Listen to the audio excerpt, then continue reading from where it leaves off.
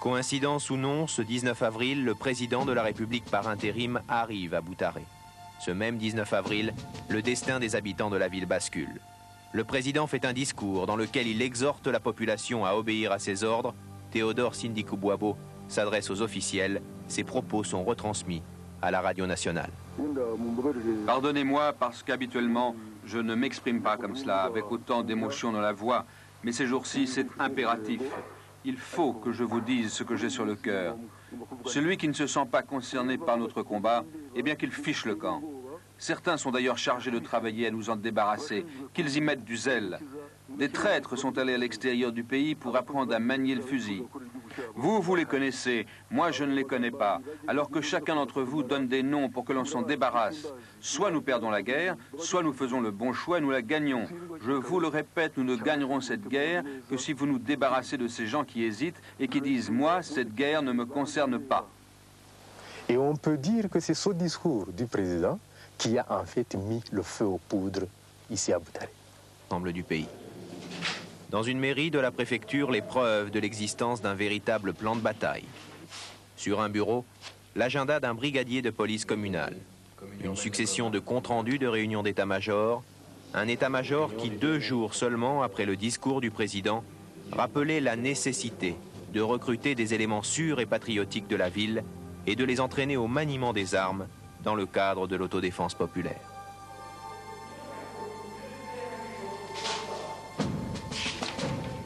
D'autres documents, avec des colonnes et des numéros, les références des mitraillettes Kalachnikov distribuées à la population. Un groupe d'hommes venus de Kigali prenait bel et bien le pouvoir dans la ville. J'ai eu comme l'impression qu'il y avait un pouvoir parallèle.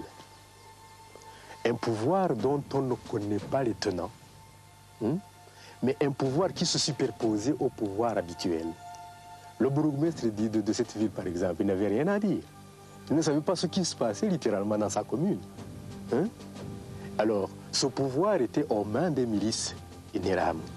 Le chef des milices est tombé malade, il est venu se faire soigner ici, et nous avons constaté que les ordres partaient de chez lui. Il logeait à l'hôtel Ibis. Et c'est de là que partaient les ordres de meurtre.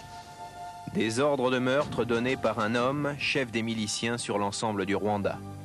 Robert Kajuga, lui aussi venu de Kigali pour superviser et aider au massacre. Le 19 avril au soir, le préfet a été éliminé, les miliciens et les soldats de la garde présidentielle sont prêts. La machine à tuer peut commencer. Il était jonché de cadavres. Mais alors on avait tué indistinctement les femmes, les enfants, les jeunes, les vieillards, tout le monde. Tout le monde. Et on a de la peine à s'expliquer des choses pareilles.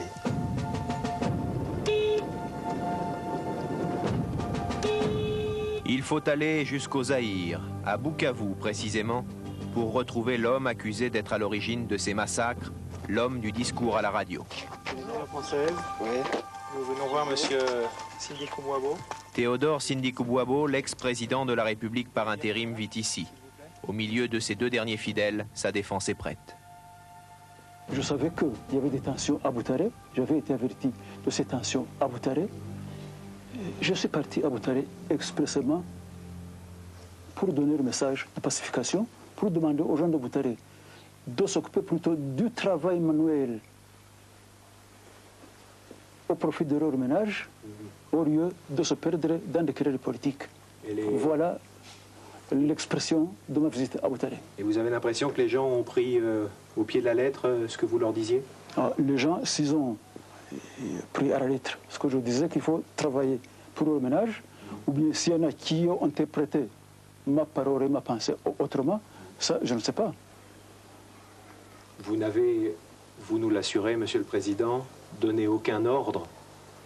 Je n'ai donné dans aucun ordre dans le sens d'affrontement entre les populations. Au contraire, j'ai plutôt donné l'ordre de vaquer à ses occupations habituelles. C'est ce qu'on appelle Gukora.